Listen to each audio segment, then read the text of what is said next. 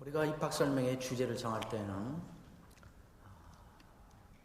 원우의 임원들이 모여서 한 달 이상 고민하고 기도하고 상의합니다. 그리고 우리 교수들이 전체 모인 교수회의에서 제목을 논의하고 조정하고 기도하고, 그래서 교수들 전체 의견을 거쳐서 주제를 정하게 됩니다. 금년에는 내 양을 먹이라 하는 제목을 우리가 선정했습니다.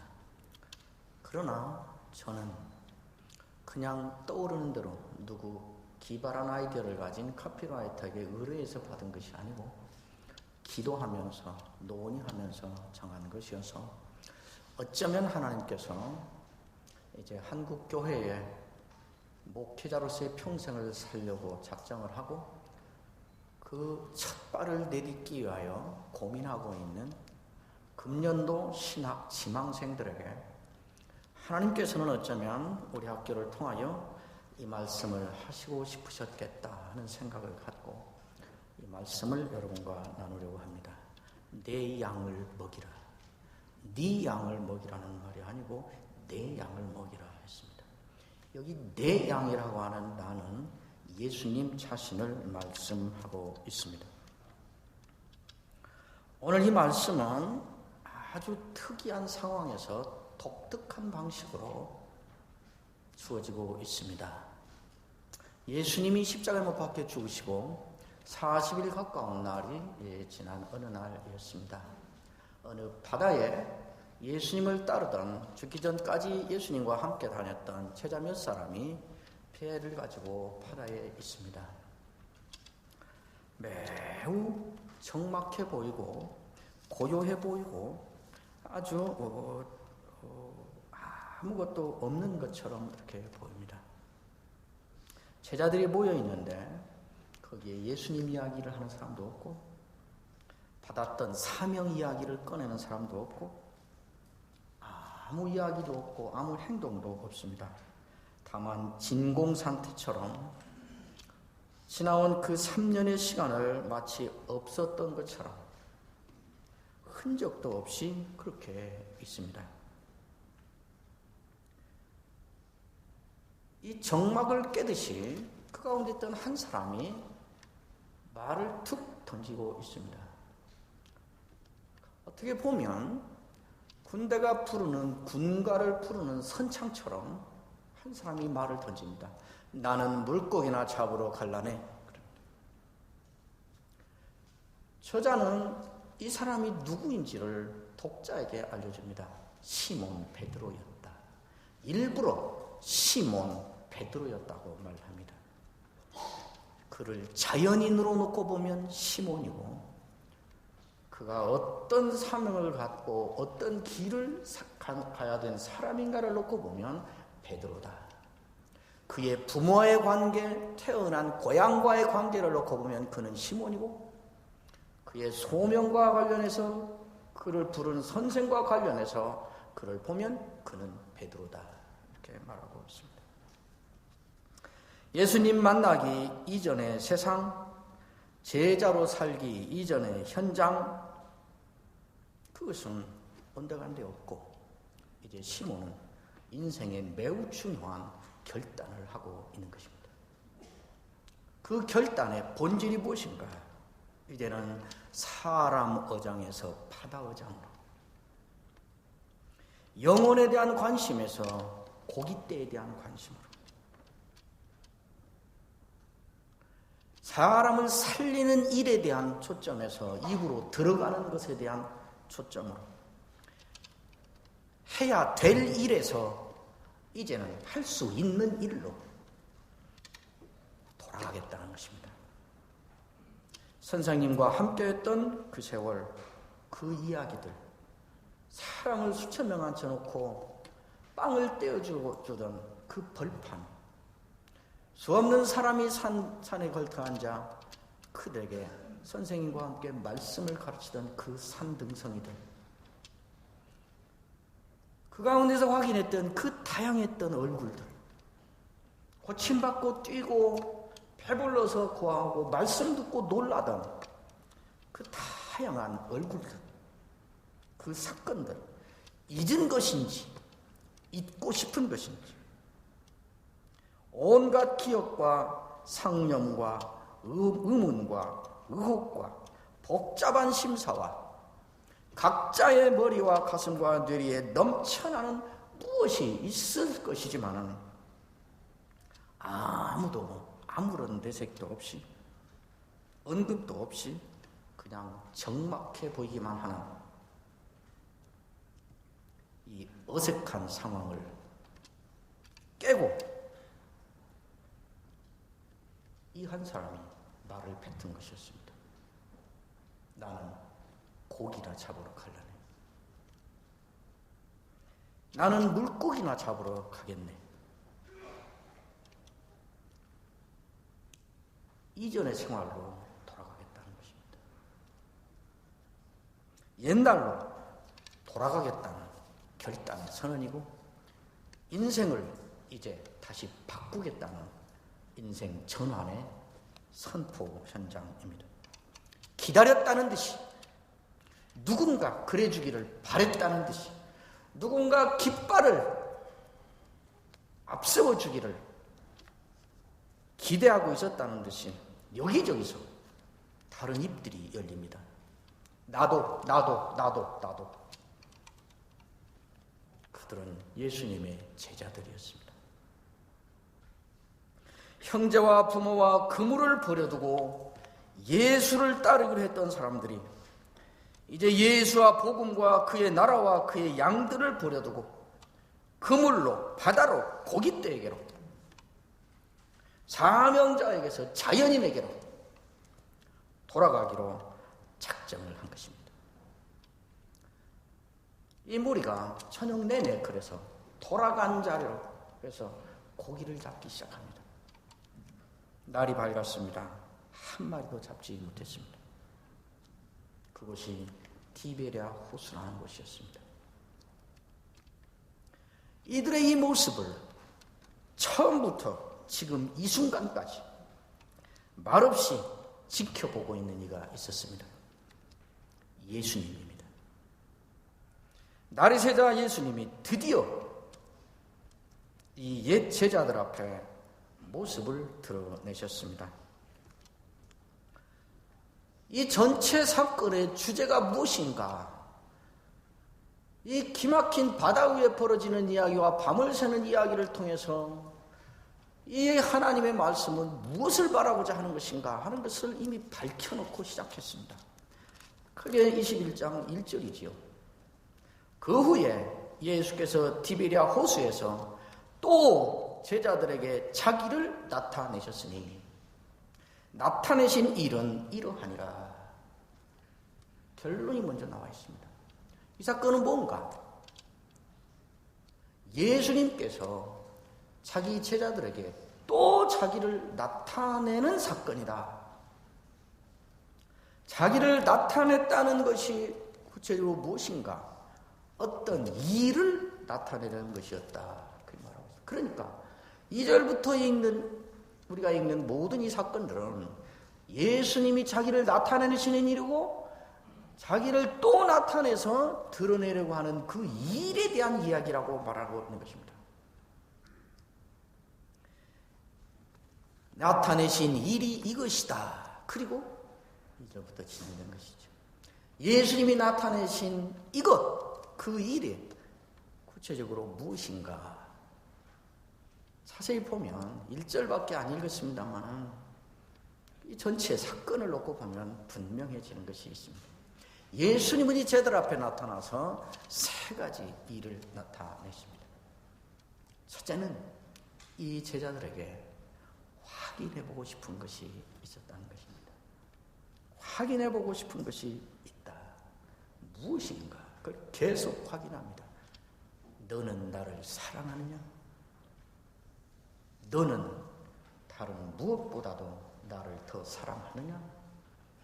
너는 이 사람들보다 나를 사랑하느냐? 나를 사랑하는가? 예수님을 사랑하는가를 확인합니다. 사랑하지 않는 것이 분명합니다. 사랑했다면 멀리서 선생이 붙잡혀 가는데 멀리서 구형꾼처럼 찾아가고 선생이 붙잡혀 투옥 되어 있는데 그 마당 앞에서 불을 쬐면서 저주하고 맹세하며 3번씩 부인하는 그런 짓은 하지 않을 것입니다. 사랑했다면 사울의 사랑한다는 말을 그 말을 눈꽃만큼도 새겨듣지 않고 다 흩어져 나가지 않았을 것입니다. 예수님을 눈꽃만큼이라도 사랑했다면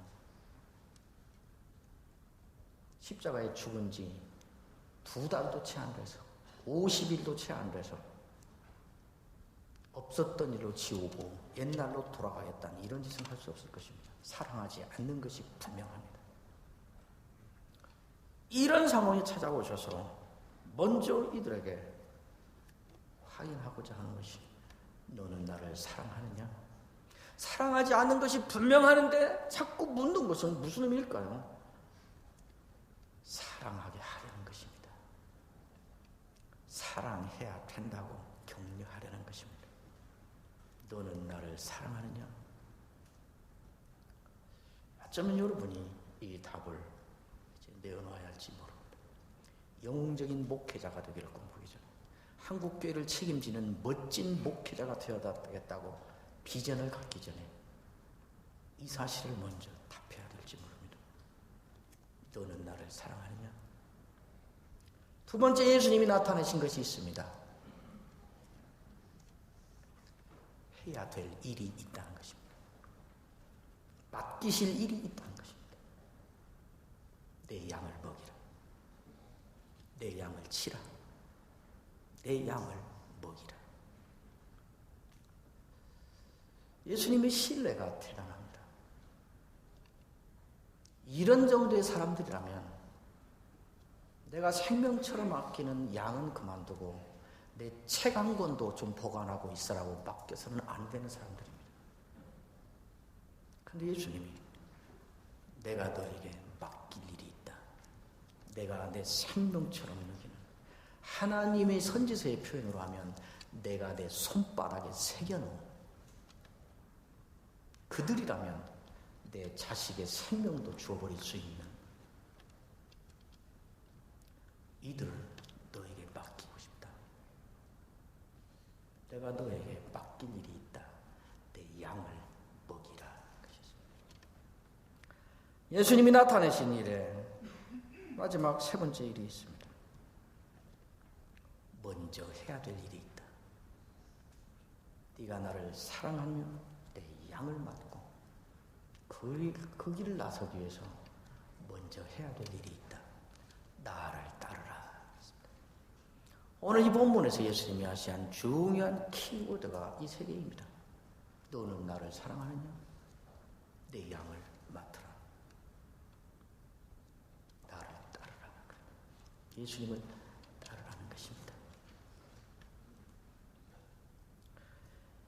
예수님을 사랑하고 예수님의 양을 책임져서 생명을 살려내고 키우고 예수님을 따르는 그 일은 매우 명예롭고 영광스럽고 보람있고 가치 있는 일입니다. 그러나 문제는 그 일들이 소원만으로 되지 않는다는 것입니다. 결심만으로 되지 않는다는 것입니다. 사랑은 한 번의 사건이 아닙니다. 온갖 굴곡을 겪으면서도 놓지 않는 긴 세월의 이야기입니다. 사랑은 사건이 아니라 스토리입니다. 양을 먹이고 생명을 책임지고 생명을 키우고 생명을 책임진다는 것은 한두 번의 행사가 아닙니다. 온갖 일을 당하면서도 평생을 가야 되는 길입니다. 예수님을 따르는 것은 100m 달리기를 하듯이 일정 구간의 코스가 아닙니다. 예수님을 다시 만날 때까지 가는 길입니다. 그 길에 온갖 가시밭길이 있고 고난이 있고 배신이 있고 버림받음이 있고 굶주림이 있고 외로움이 있습니다. 예수님의 고별설교 마지막 하신 말씀을 그대로 하면 너희가 세상에서는 환난을 당한다. 그러나 담대하라, 내가 세상을 이겼노라. 그 말씀처럼 환난의 길을 가는 것이 예수님을 따르는 길입니다. 그러므로 이 길은 한번 눈물 콧물 흘리며 밤새워 철야 기도한 다음에 결단하면 되는 일이 아닙니다. 산에 올라가서 40일 동안 금식하며 부르짖고 나서 하늘로부터 음성을 듣고 나와서 가면 되는 길이 아닙니다. 평생을 가야 되는 길입니다. 그리고 연습을 해야 되는 길입니다. 그리고 배워야 되고 훈련해야 되고 실제 현장에서 온갖 굴곡을 맛보면서 뚫고 나가는 길게 오래 평생 가야 되는 길입니다. 그러니까 결심만 갖고 갈 수 있는 길이 아니고 소원만 품어서 성취되는 일이 아닙니다. 먼 어느 데 이루어질 꿈이 아니고 오늘 여기서 그렇게 살아내야 되는 삶의 문제입니다. 목사가 되겠다고요? 이 시대에 정말 필요한 일입니다. 그러나 많은 목사가 필요한 시대는 아닙니다.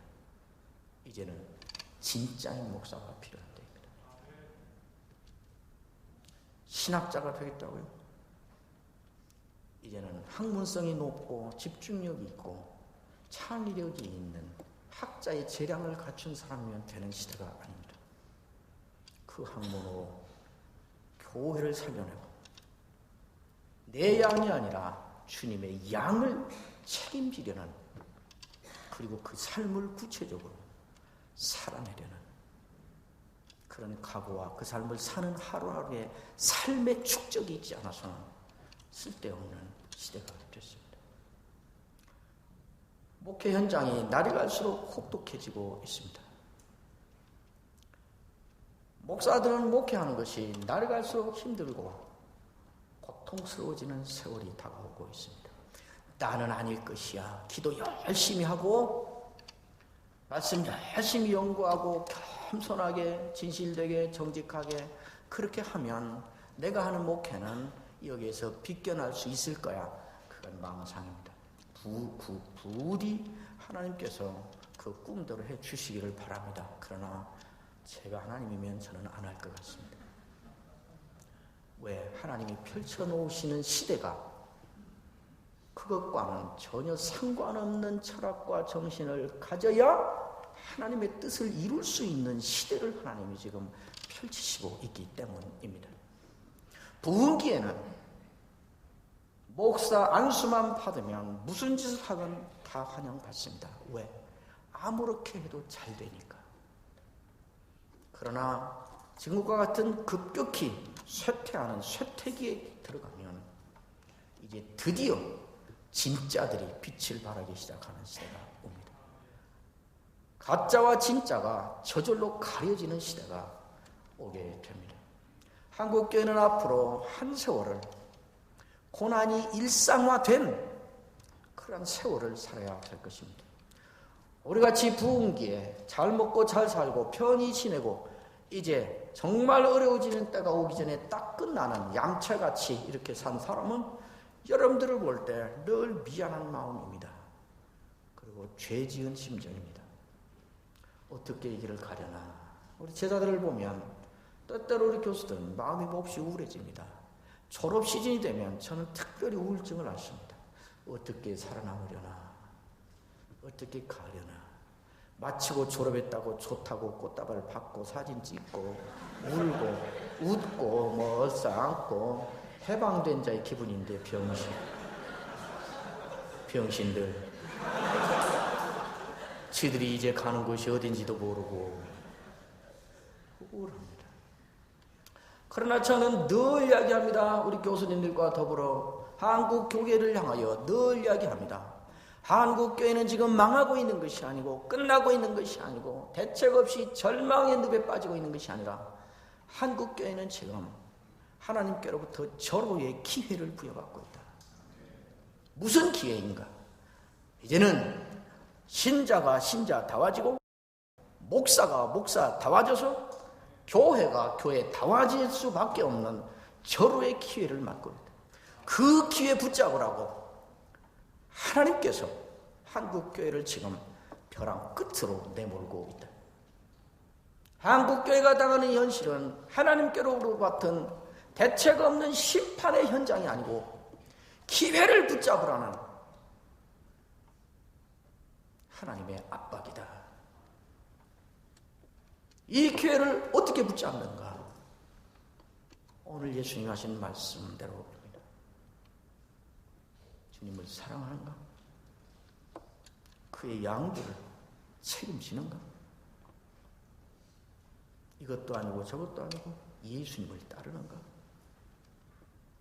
이거 나타내시려고 그 절망 가운데 배신의 절정의 현장을 펼치며 돌아서고 있는 제자들 앞에 예수님이 나타나셨습니다. 우리는 우리에게 절망할 때도 예수님은 우리에게 여전히 기대를 갖고 계십니다. 포기하지 않으시는 주의 은혜, 그 은혜에 우리가 붙잡혀 있습니다. 한국 교회는 이제 그러므로 목사다운 목사, 신자다운 신자를 만들어내는 일에 모든 걸 걸겠다고 나서는 소수의 목회자들이 필요합니다.